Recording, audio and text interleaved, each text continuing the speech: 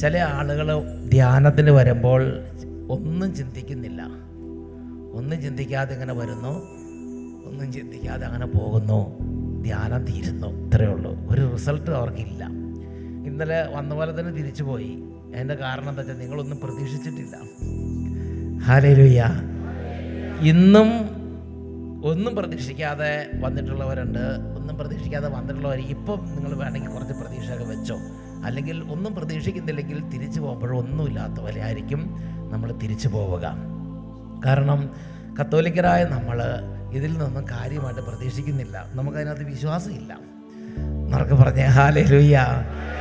എന്നാൽ ചില ആളുകളുണ്ട്, അവർ ഉറപ്പായും വിശ്വസിക്കുന്നുണ്ട്, ഉറപ്പായും പ്രതീക്ഷിക്കുന്നുണ്ട്. അവർ കർത്താവിനോട് പറയും, കർത്താവേ എനിക്ക് ആഗ്രഹമുണ്ട്, എനിക്കൊരു സംഗതി ബുദ്ധിമുട്ടുണ്ട്, ആ ബുദ്ധിമുട്ട് ഞാൻ ഓർക്കുന്നുണ്ട്.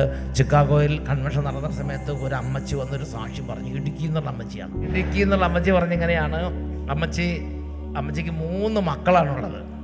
ഒന്നാമത്തെ മകൾ ചിക്കാഗോയിൽ, രണ്ടാമത്തെ മകൾ സൗദിയിൽ, കല്യാണം കഴിഞ്ഞിട്ട് 18 വർഷമായി സൗദിയിൽ. മൂന്നാമത്തെ മകൾ ഓസ്ട്രേലിയയിൽ, അമ്മച്ചി ഇടുക്കിയിൽ. അപ്പോൾ അമ്മച്ചി ഒന്നാമത്തെ മകളുടെ അടുത്ത്, ആദ്യത്തെ മകളുടെ അടുത്ത് വന്നപ്പോൾ അവരെല്ലാവരും നല്ല പള്ളിയിൽ ആക്റ്റീവാണ്, നിങ്ങളെപ്പോലെ, നല്ല ഈ കുവൈറ്റിലുള്ള വിശ്വാസികളെ പോലെ വെരി ആക്റ്റീവ്. ഒരു ഇങ്ങനെ തുള്ളി പള്ളിയിലേക്ക് പോവാണ്. അപ്പോൾ ഈ അമ്മച്ചി പറഞ്ഞു, എനിക്ക് ഈ പ്രായത്തിൽ ഇങ്ങനെ അങ്ങോട്ട് വരാനിരുന്ന് എനിക്ക് ഈ തണുപ്പത്ത്, സ്നോയൊക്കെ ഉണ്ട്, ചിക്കാഗോയിൽ സ്നോയുള്ള സ്ഥലമാണ്, ഈ തണുപ്പത്തൊന്നും ഞാൻ അങ്ങോട്ടില്ല, ഞാൻ ഈ വീട്ടിൽ ഇരുന്നോളാം. അപ്പോൾ അവർ പറഞ്ഞു, അമ്മച്ചി ഉറപ്പായിട്ടും സേഫ്റ്റി ഒക്കെ നോക്കിയിരിക്കണം, ഞങ്ങൾ പോയിട്ട് വേഗം വരാമെന്ന് പറഞ്ഞ് രാത്രിക്ക് മറ്റേ പോണത്. അപ്പോൾ അമ്മച്ചി പറഞ്ഞു, എനിക്ക് ആ ഷാലോം ഒന്ന് ഓണാക്കി തന്നേരം നിങ്ങൾ പൊക്കോളാൻ പറഞ്ഞു. അങ്ങനെ ഇവർ ഷാലോം ഒന്ന് ഓണാക്കിയപ്പോൾ അഭിഷേകാഗ്നി എന്ന് പറഞ്ഞ ശുശ്രൂഷയാണ് വരുന്നത്. അപ്പോൾ അഭിഷേകാഗ്നിയിൽ ഇങ്ങനെ പറഞ്ഞു, ഇന്ന് ഈ സമയം നിങ്ങൾ ഒരു കാര്യം ആഗ്രഹിച്ച് പ്രതീക്ഷിച്ചിട്ടുണ്ടെങ്കിൽ അതിപ്പോൾ പറഞ്ഞോ, യേശുവിൻ്റെ നാമത്തിൽ നടക്കുമെന്ന് പറഞ്ഞു. ഇന്നലെ ആ ഒരു തൃശ്ശൂരിൽ നിന്നുള്ള ആ ഒരു സഹോദരിയില്ലേ, ആ ഹിന്ദുവായ സഹോദരി, നിങ്ങളിപ്പോൾ ഒരു കാര്യം പ്രതീക്ഷയോടെ പറഞ്ഞാൽ അത് നടക്കുമെന്ന് പറഞ്ഞപ്പോൾ അവർ പ്രതീക്ഷിച്ചു.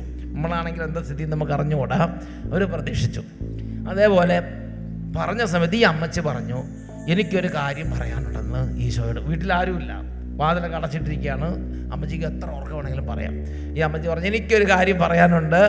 എൻ്റെ രണ്ടാമത്തെ മകൾ സൗദിയിലുണ്ട്, അവൾ കല്യാണം കഴിഞ്ഞ് 18 വർഷമായി, മക്കളില്ല. അതുകൊണ്ട് എനിക്ക് എൻ്റെ രണ്ടാമത്തെ മകൾക്ക് കുഞ്ഞിനെ കൊടുക്കണമെന്ന് കർത്താവിനോട് പറഞ്ഞു. പ്രിയപ്പെട്ട സഹോദരങ്ങളെ, അപ്പോഴാ അച്ഛൻ വീണ്ടും പറയാണ്, ഇപ്പം നിങ്ങൾ ആഗ്രഹങ്ങളൊക്കെ ഉണ്ടെങ്കിൽ അതൊക്കെ പറഞ്ഞിട്ട് ശേഷം എഴുന്നേറ്റ് നിൽക്കാൻ പറഞ്ഞു. അങ്ങനെ ഇരിക്കരുതെന്ന് പറഞ്ഞു, എഴുന്നേറ്റ് നിൽക്കാൻ പറഞ്ഞു.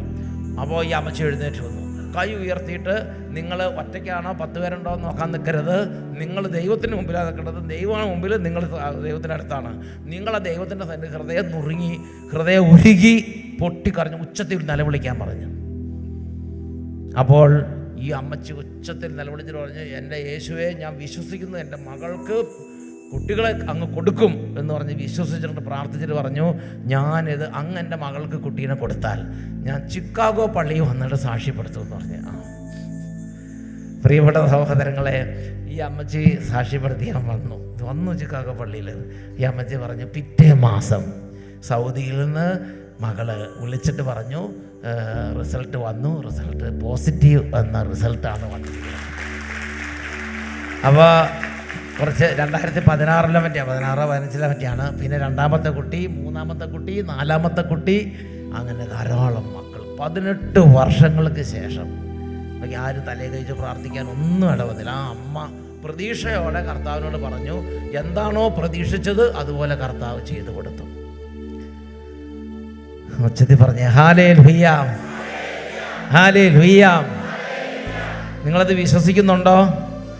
നിങ്ങളത് പ്രതീക്ഷിക്കുന്നുണ്ടോ? വിശുദ്ധ അഗസ്തീനോസ് പുണ്യവാളൻ പറഞ്ഞിങ്ങനെയാണ്, ദൈവത്തിലേക്ക് പറക്കാനുള്ള ചിറകുകളാണ് വിശുദ്ധമായ ആഗ്രഹങ്ങൾ. നല്ല ആഗ്രഹങ്ങൾ വേണം. എനിക്ക് പ്രാർത്ഥിക്കണം, ഞാൻ ആഗ്രഹം വെക്കാമല്ലോ, കുട്ടികളുണ്ടാകാൻ വേണ്ടി മാത്രമല്ല, അത് പല ആഗ്രഹങ്ങളൊക്കെ വെക്കാമല്ലോ. എനിക്ക് പരിശുദ്ധാത്മാവിനെ വേണം, അങ്ങനെ പറഞ്ഞു, പരിശുദ്ധാത്മാവിനെ വേണമെന്ന് ആഗ്രഹിച്ചാൽ അതുപോലെ ദൈവം തരും. ഒന്നുമില്ലാതെ വെറുതെ ഇരുന്നാൽ ഒന്നുമില്ലാതെ വെറുതെ പോവാം. Praise the Lord.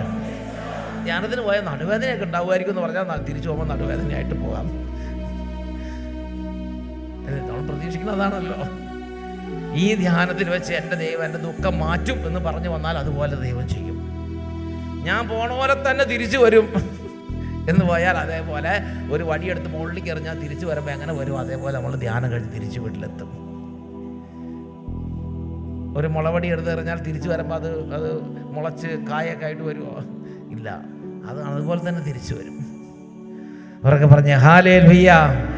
അതുകൊണ്ട് നിങ്ങളൊരു പ്രാർത്ഥനയിലോ ഒരു കുർബാനയിലോ ഒരു നൊവേനയിലോ ഒരു വചന ശുശ്രൂഷയിലോ എന്ത് കാര്യമായിക്കോട്ടെ, നിങ്ങൾ കർത്താവിൻ്റെ കാര്യം സന്ധ്യാപ്രാർത്ഥനയിലോ എന്ത് കാര്യത്തിലായിക്കോട്ടെ, നിങ്ങൾ പോകുമ്പോൾ നിങ്ങൾ കർത്താവിൻ്റെ സന്നിധി പോകുമ്പോൾ ജീവിക്കുന്ന ഒരാളുടെ അടുത്ത് സംസാരിക്കാൻ പോകണം, അല്ല പ്രതീക്ഷയോടെ പോകണം. പ്രതീക്ഷയോടെ പോകണം.